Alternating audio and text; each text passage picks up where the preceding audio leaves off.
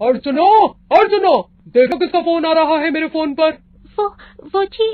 Rahul bathroom से बाहर आता है और अर्चना पर जोर से चिल्लाते हुए कहता है, क्या तब से वो कर रही हो? कब से पूछ रहा हूँ किसका फोन है, लेकिन तुम हो कि कुछ बोल ही नहीं रही हो। ओह, मैं तो भूल गया था कि तुम हिंदी तो पढ़ नहीं पाती, फिर ये इंग्लिश में लिखा नाम कैसे पढ़ पाओगी। पता नहीं क्यों बाबूजी ने इस गवार को मेरे पल्ले बांध दिया। राहुल गुस्से में ऑफिस चला जाता है और अर्चना चुपचाप अपने आंसू पोंछते हुए घर के कामकाज में लग जाती है। तकरीबन 1 साल पहले अर्चना की शादी राहुल के साथ हुई थी। अर्चना गांव में रहती थी और उसके माता पिता गरीबी के कारण उसे पढ़ा लिखा नहीं पाए। अर्चना के पिता राहुल के पापा के अच्छे दोस्त थे और दोस्ती के नाते उन्होंने अर्चना की शादी अपने बेटे राहुल के साथ कर दी। अर्चना अनपढ़ थी, जिस वजह से उसका पति, सास कमला और जेठानी रश्मि उसे पसंद नहीं करते थे। उस घर में केवल उसका जेठ ही था जो उसका साथ देता था।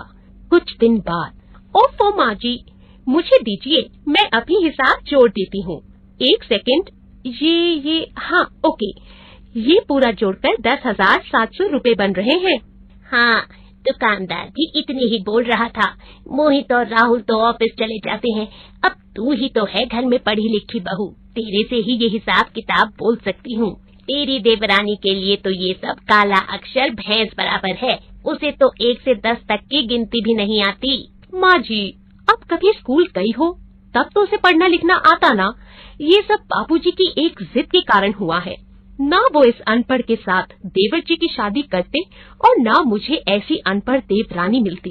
बाबूजी खुद तो ऊपर चले गए, लेकिन इस मुसीबत को हमारे गले बांध गए। आपको पता है मेरे सब रिश्तेदार कितना मजाक उड़ाते हैं मेरी अनपढ़ देवरानी को लेकर। अब कभी मैं घर में ना रहूं तो आप तो परेशान ही हो जाओ। देखिए ना माँ जी, अब मैं तो अपने बच्चों को पढ़ा लिखा लेती हूँ, आगे इसके बच्चे होंगे तो ये अपने बच्चों को कैसे पढ़ाएगी? एक अनपढ़ माँ भला क्या ही अपने बच्चों को पढ़ाएगी? इसी बात का तो रोना है बहू, हमारे ही नसीब फूटे थे जो ये अनपढ़ हमारे पल्ले पड़ गई। अर्चना के लिए तो सब कुछ उसका ससुराल ही था, लेकिन अपनी सास, पति और जेठानी के ताने सुनकर बहुत दुखी हो जाती थी। अरे बड़ी बहू, ये घर का राशन आया है लाला की दुकान से, जरा पर्ची में से देखकर चेक कर लेती कि सारा सामान आ गया है या नहीं। बड़ी देर हो गई, कहाँ रह गई हो रश्मि बहू? माँ जी, वो नेहा को आलू का पराठा चाहिए था, वो ही उसके लिए बना रही थी। अर्चना बहू सारा दिन क्या करती रहती है, तुम उसे बोल देती रसोई का काम, ये संभाल लेती। सारा दिन बस ऐसे ही इधर उधर घूमती रहती है। अर्चना बहू, अरे ओ अर्चना बहू, कहाँ मर गई? जाकर रसोई संभालो। जब पढ़ने लिखने का कोई काम नहीं कर सकती तो कम से कम चूल्हा चौका तो अच्छे से संभालना चाहिए। अर्चना की आंखें नम हो जाती हैं, क्योंकि वो भी घर के काम ही कर रही थी। अगले दिन अर्चना जब बाजार से आ रही थी, रास्ते में उसे एक बुजुर्ग आदमी मिला जिसका थैला फट गया था और उसमें से सारे फल नीचे गिर जाते हैं। लाइए अंकल जी, मैं आपकी मदद कर देती हूँ। थैंक यू वेरी मच बेटा, गॉड ब्लेस यू। अर्चना ने उनकी इस लाइन का कोई जवाब नहीं दिया। तब बुजुर्ग ने एक और इंग्लिश की लाइन बोली, यू आर वेरी हेल्पफुल। इस पर भी अर्चना ने कोई उत्तर नहीं दिया। अर्चना तो बस उन फलों को बटोरकर एक अपने थैले में भर देती है और उस बुजुर्ग के हाथ में दे देती है। वो बुजुर्ग आदमी अब तक समझ चुका था कि अर्चना को इंग्लिश नहीं आती, इसलिए वो उससे हिंदी में बात करता है। धन्यवाद बेटी, तुमने मेरी बहुत मदद की। कोई बात नहीं अंकल जी, यह तो मेरा फर्ज था। ये लीजिए आपके फल। बेटी, अगर तुम्हें परेशानी ना हो तो क्या तुम ये सामान मेरे घर तक पहुंचाने में मेरी मदद कर सकती हो? मेरा घर पास में ही है, अपना सामान निकालकर मैं तुम्हें तुम्हारा थैला भी वापस कर दूंगा। उस बुजुर्ग आदमी का नाम राजवंश मेहरा था, जो कि एक स्कूल चलाता था। वह अर्चना को अपने घर ले जाता है। उसकी बहू दोनों के लिए चाय लेकर आती है। बातों बातों में राजवंश को पता चलता है कि अर्चना को पढ़ना लिखना बिल्कुल भी नहीं आता।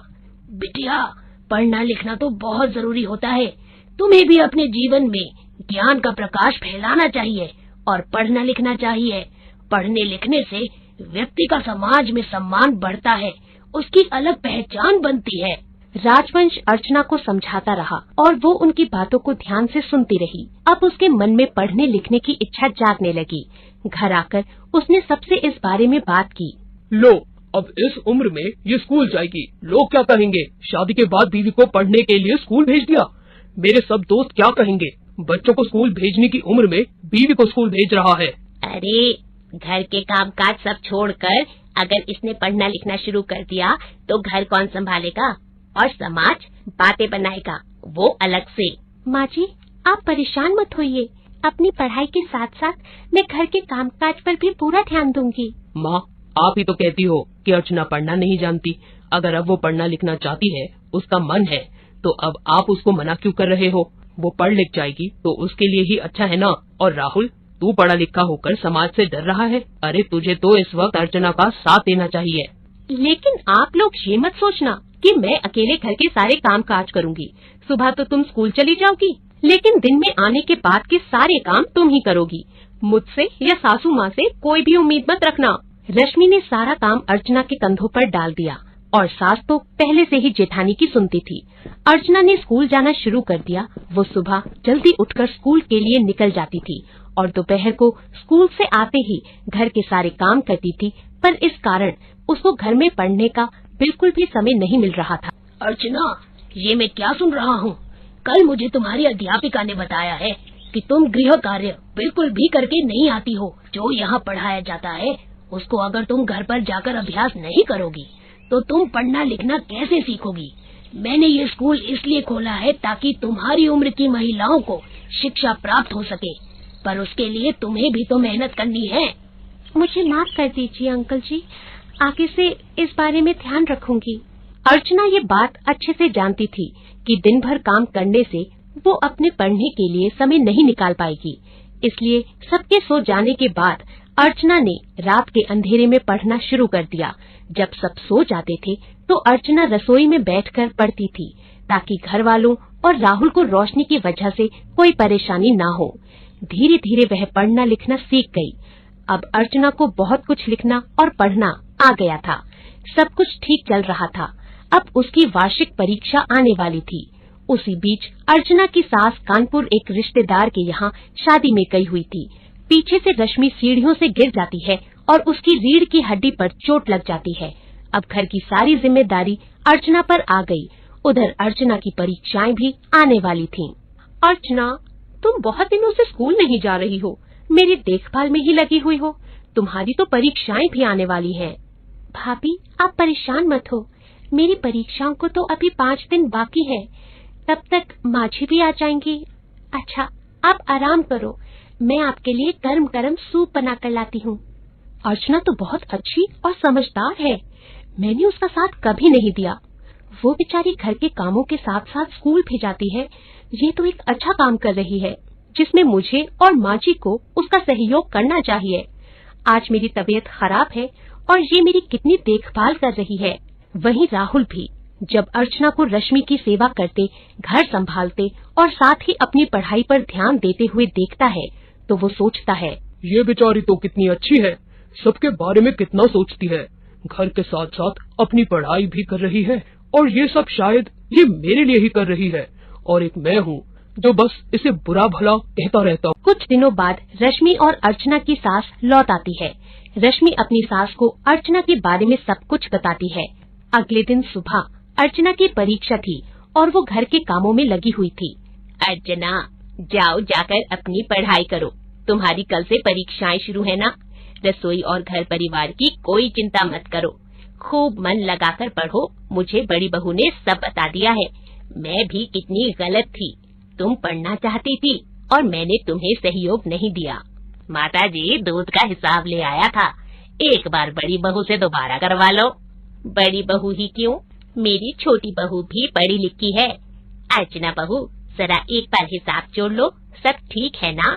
अब तो मेरी बीवी भी पढ़ी लिखी और वो भाभी से जल्दी और अच्छा हिसाब लगाकर दिखाएगी, देख लेना। अर्चना की आंखों में खुशी के आंसू आ जाते हैं क्योंकि अब वो भी पढ़ी लिखी थी। उस दिन से अर्चना पढ़ाई पर ध्यान देने लगी। वो समय पर स्कूल जाती और घर आकर पढ़ाई भी करती। धीरे धीरे अर्चना ने अपनी पढ़ाई पूरी की। कहते हैं उम्र की कोई सीमा नहीं होती, जब जागो तब सवेरा। यदि आपके जीवन में कुछ अच्छा काम करने की अभिलाषा है तो उसको कर लेना चाहिए, तभी आपका जीवन सफल बनता है।